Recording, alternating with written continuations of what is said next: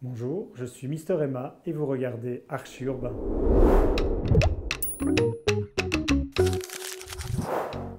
Dans cette émission, je vous propose de poursuivre la diffusion de ce long format consacré à ce bâtiment emblématique pour Bruxelles, la Royale Belge.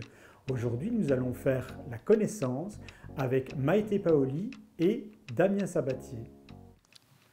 Il s'agit du book de Maïté Paoli, que tu as également rencontré. C'est un bâtiment que j'ai connu dès le début de ma participation chez René Stapels.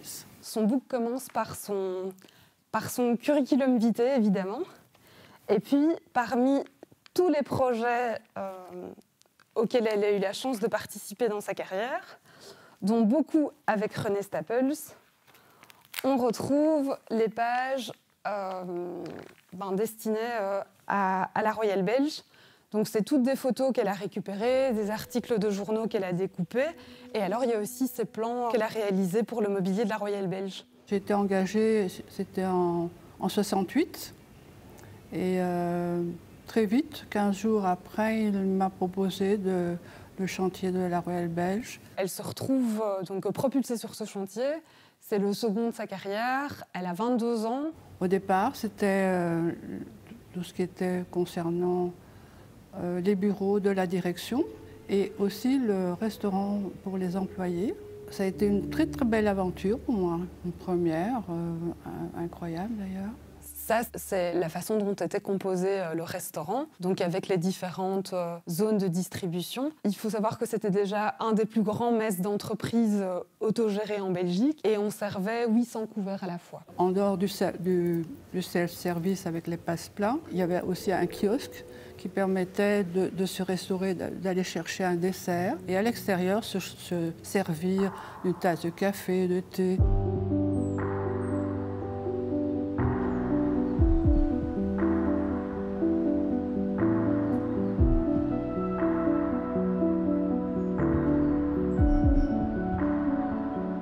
Le bâtiment est composé en 3 éléments. Il y a un gros socle en béton qui inclut le hall d'entrée qui est bien connu avec sa sculpture monumentale de Sabatier.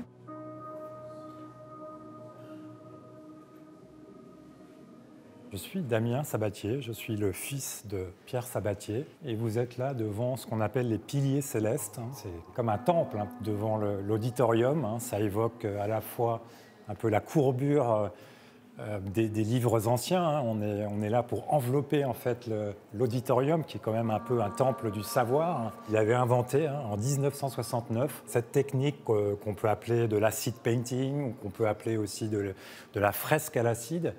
Donc une technique qu'il a complètement inventée à partir d'acide en fait qui mélangeait et qui propulsait donc sur le métal. Ça faisait des réactions chimiques et ça créait ces univers complètement cosmiques assez fascinants quand on regarde de près. Et donc ça évoque aussi pas mal ce qui s'est passé aux États-Unis au même moment, puisqu'avec l'action painting, le dripping, des gens comme Jackson Pollock qui travaillaient exactement de la même façon. Il faut savoir que tout ça a été travaillé à terre dans son atelier, puis transporté ici. Ça fait plus de 7 mètres de haut. Pierre Sabatier est quand même un peu le monsieur du monumental.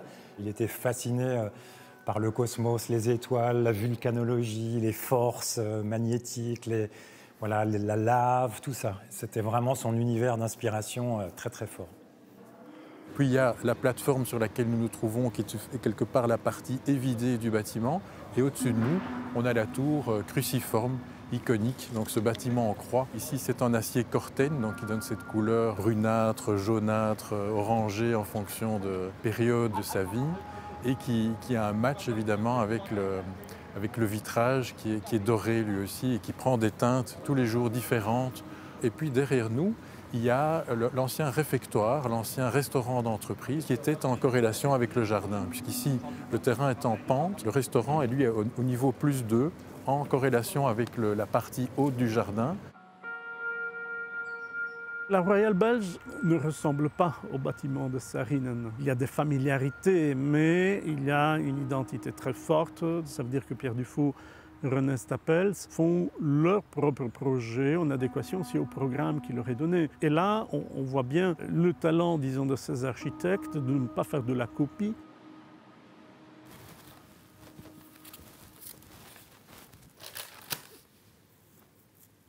Ici, on voit le fameux plafond de l'ancien réfectoire ou restaurant d'entreprise, qui maintenant est devenu le fitness. Voilà des photos très vivantes qui montrent vraiment comment une vie de chantier, comment un chantier est mené. Les fameuses colonnes en béton, en 4 parties.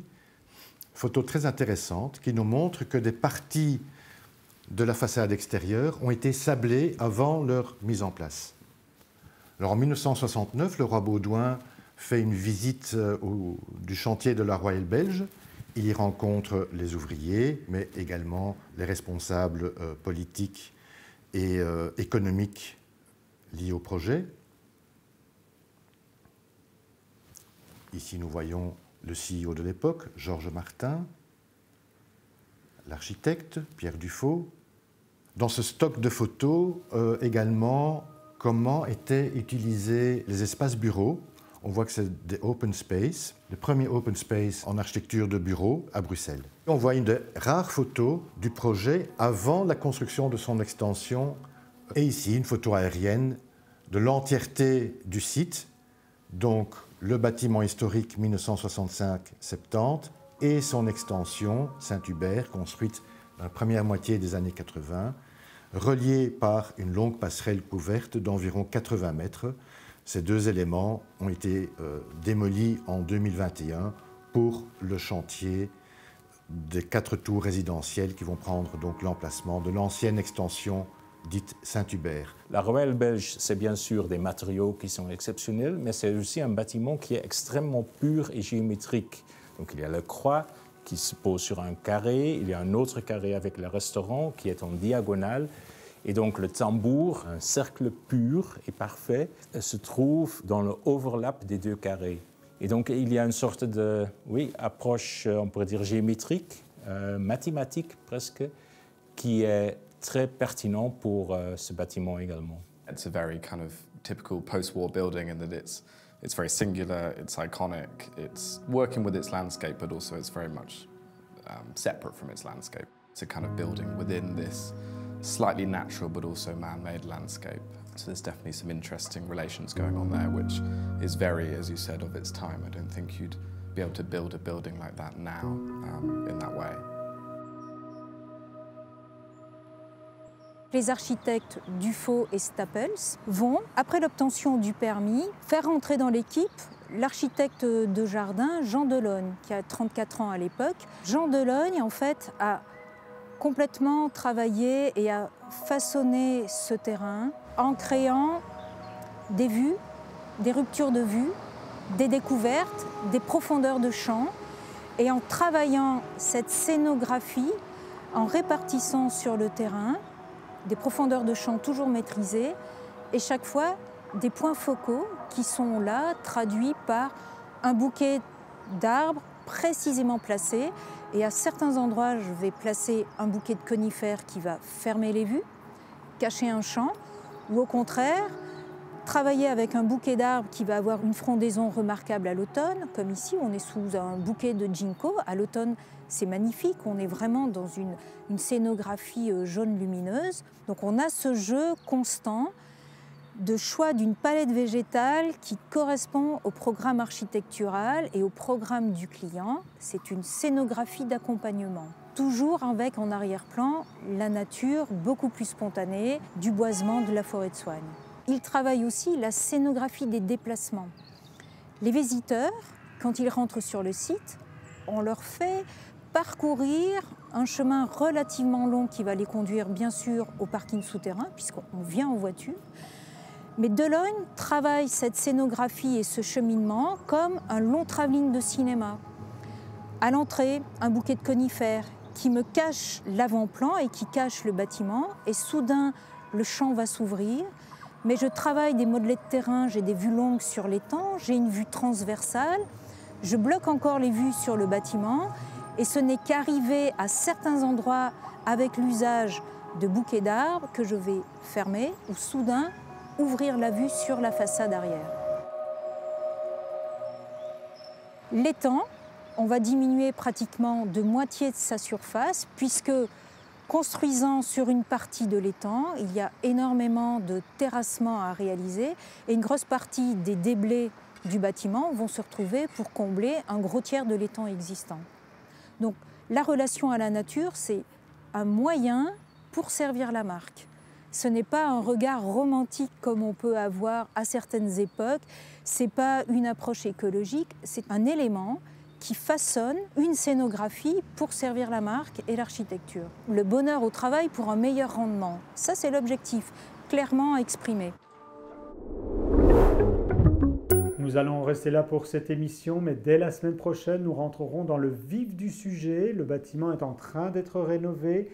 Qu'est-ce qui se passe? Nous allons découvrir ça très rapidement.